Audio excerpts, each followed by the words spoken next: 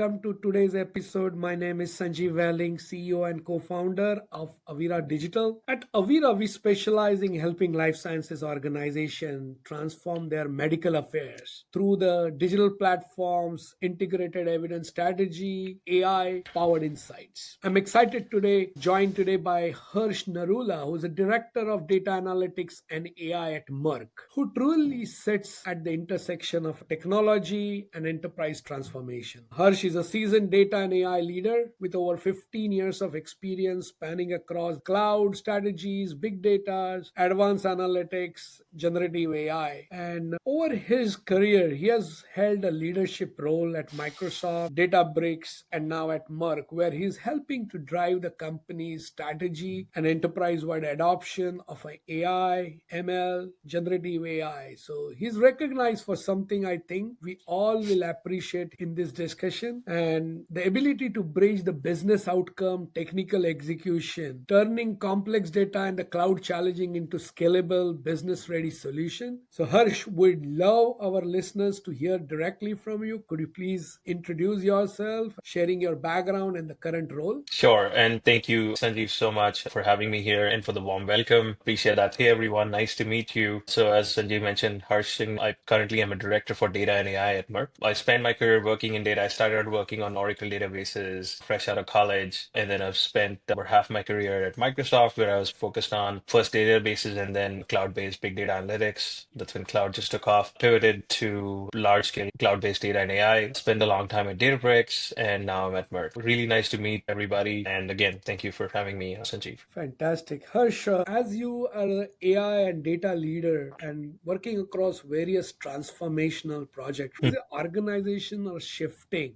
experimenting with AI, embedding into the actual work. Would love Right. to hear your perspective on this. So. That's a great question, Sanjeev. And let me frame this specifically in the context of generative AI, because when a lot of practitioners say AI, they also are including like the more classical machine learning approaches. So early phase of Gen AI adoption was very exploratory. Organizations were mostly experimenting with out-of-the-box tools like ChatGPT. Of course, ChatGPT took the world by storm. Organizations was trying to see what was possible. Then came the next wave, which was the low-hanging fruit phase, which is use cases like prompt engineering, retrieval augmented generation, or RAG for short. Those were relatively simple and cost-effective to deploy. Things like knowledge-based chatbots, parsing large volumes of text, whether that's articles, internal documents, customer communications. Now, though, we're seeing two important shifts. One, we've gone beyond text. So GenAI has moved from being text only to truly multimodal. So today's LLMs can generate not just text, but like audio, video, images. You have AI art coming out now. I think there was a news article about completely AI generated actress being debuted. They've gone beyond just text. So that's one of the big shifts. And that has impacts on, I think, pharma as well, because GenAI models have moved beyond these traditional data types, even to like genomic sequences. So this opens the door to like completely new categories of applications in different industries like media and pharma and healthcare. The next frontier is autonomous AI agents. This is another shift. These are systems that can be trained on certain personas, certain workflows, take decisions, have autonomy to act and take decisions and execute workflows based on certain criteria or persona-based training that we do. This used to be exclusively something that humans would do. So I'll give you an example. So to make it concrete, let's take insurance. So traditionally, actuaries would build pricing models and underwriters would apply those models to evaluate risk and then price policies for the customers of the insurance companies. That's something that's time intensive, requires a significant amount of time. You need a good amount of headcount. The straightforward cases can be fully automated. The agent acts as the underwriter for routine applications, while for edge cases, something that's not 100% clear, something that's on the balance, for those, they can be flagged. The agent can do much of the prep work. The human underwriter only makes the final judgment. That's just an example. Again, obviously, this is subject to regulatory approval, the maturity of technology, but it is doable. And the result is that it's not that you don't need underwriters. You still need underwriters, but it's faster turnaround time for underwriting policies. And you can scale far beyond like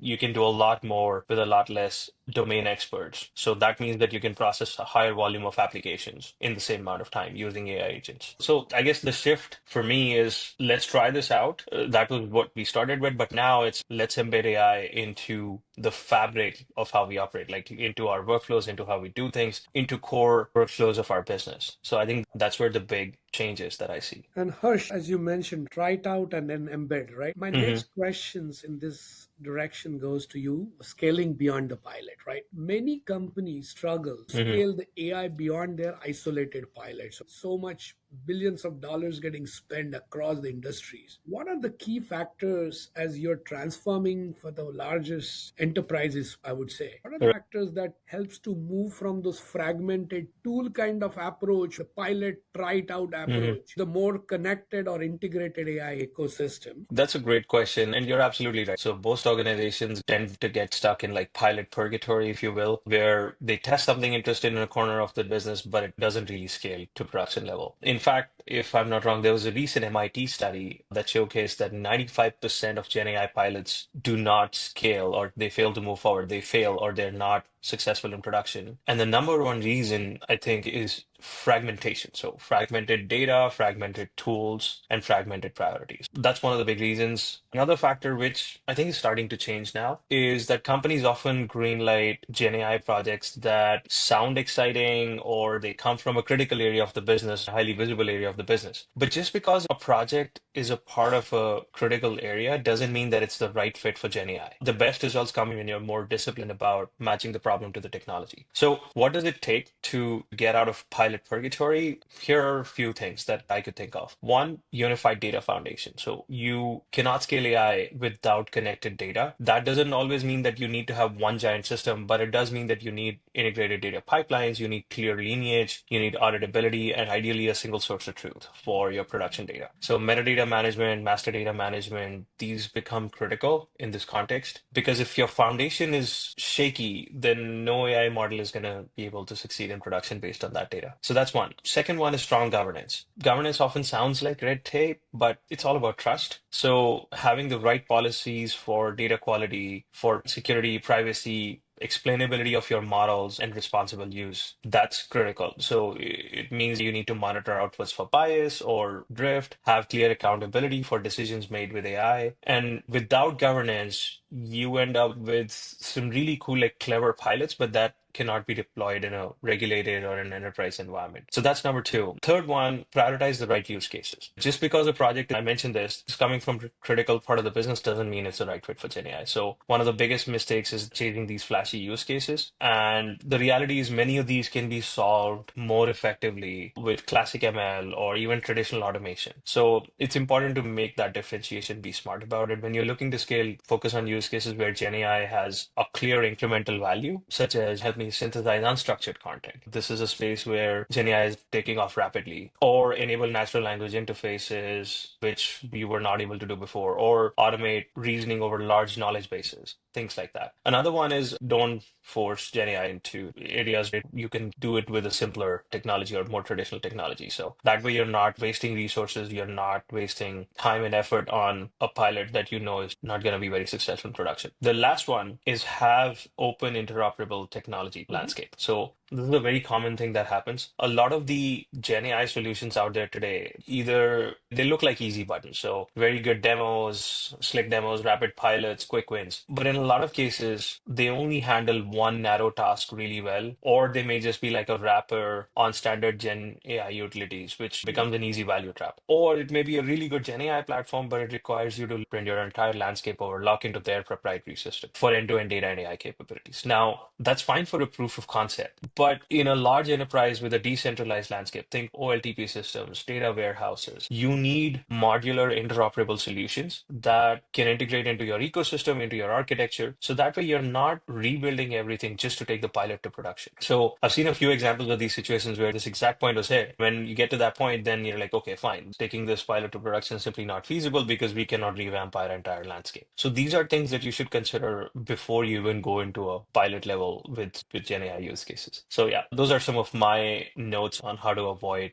pilot purgatory. Correct. Harsh, absolutely. And every organization is experimenting, trying to go to the next. You brought up very interesting points with some MIT study. I was reading some BCG studies in a similar Yeah, direction. Unified data foundation with metadatas and how this entire ecosystem is going to work. yeah. The entire data pipeline is very important. Yeah. Harsh, looking ahead, right? How do you envision the role of Gen AI and advanced analytics evolving? And now you're sitting in the pharma world with medical affairs, with evidence planning, with insight, with HCP engagements, number of cases where Yeah. we see that pharma leaders are prioritizing. So our audience would love to hear from you about some of the priorities, what you're thinking. Sure. Before I go there, very good question. Extremely relevant in today's world. Before I answer that, though, I just want to clarify that the views that I'm about to express are my own. So I'm not representing my employer in any shape or form when answering this question. And this is just what I feel is important. So it's not an official position by any means. So now let's talk about that. So Gen AI advanced analytics, we can already see that there's going to be a significant impact for medical affairs, for healthcare, for pharma, but not in the sort of like a Hollywood sense of all experts are going to be replaced by Gen AI LLM models. So it's more in the sense of they can amplify what experts can do and allow either acceleration or higher levels of scale that were not achievable before, with still retaining higher fidelity. So, for example, if you're looking at evidence planning, so GenAI can speed up hypothesis generation or protocol design. So imagine running rapid in silico experiments to test different cohort criteria, estimate feasibility, simulate outcome sensitivity, not to replace clinical trials. So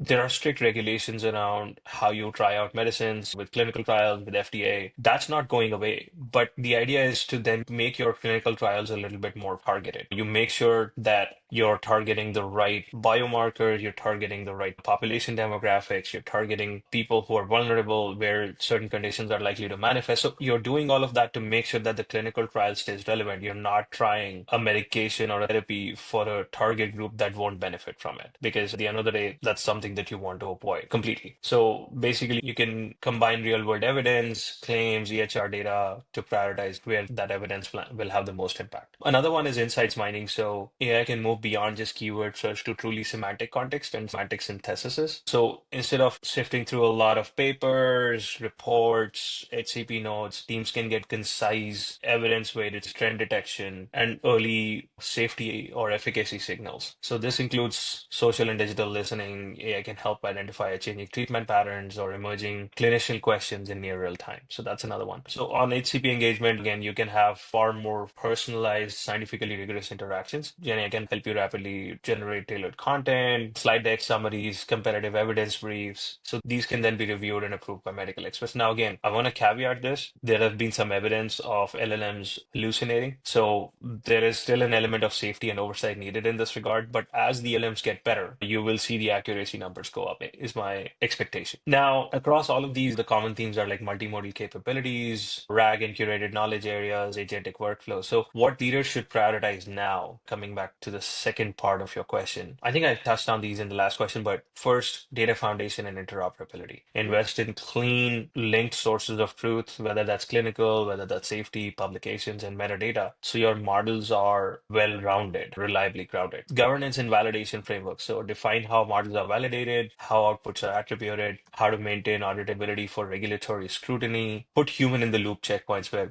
you have risk. So again, that's not going away, especially in the medical affairs and the healthcare sector. Privacy preserving approaches. So you can use de-identification, you can use synthetic data, privacy preserving methods. Again, these are things that I expect to see in the future. They're not manifest today, but I do believe that the capabilities on the technological front are moving in that direction. This will help use of sensitive data without exposing it. Platform and ML ops, invest in that today. So build a platform that supports your model versioning, continuous monitoring, and control deployment so that you can actually productionalize your pilots safely. Cross-functional capability, change management, again, crucial to your underlying data foundation. So create small empowered teams that include your domain experts, data scientists, compliance, and IT. So invest in upskilling your domain experts so that they can help co-design and validate these GenAI use cases and outputs. Another one is, of course, ethical and regulatory readiness. Engage regulators early. This is still early days for GenAI and LLMs. We don't have very prescriptive regulations out there or laws and regulations out there yet. So So still early days. So how we should think about it is we should engage regulators early, document decision rules, document the human oversight side of it, and codify the policies for claims, for content creation, for clinical trial analysis, for HCP facing automation, all of those. Harsh, thank you so much for sharing your insights on this data, AI, and most important is grounded in both practical application and your own experience working across the various companies. So I know our listeners will walk away with some valuable takeaways on how AI can move from experimental to true transformational, the way we work and deliver the impact to the organization. So thank you. And to our audience, thank you for tuning in. If you enjoyed the episode, please subscribe and share it with your network and join us for the future conversation with digital AI and medical affairs leaders. And together, let's see how we can help in shaping the future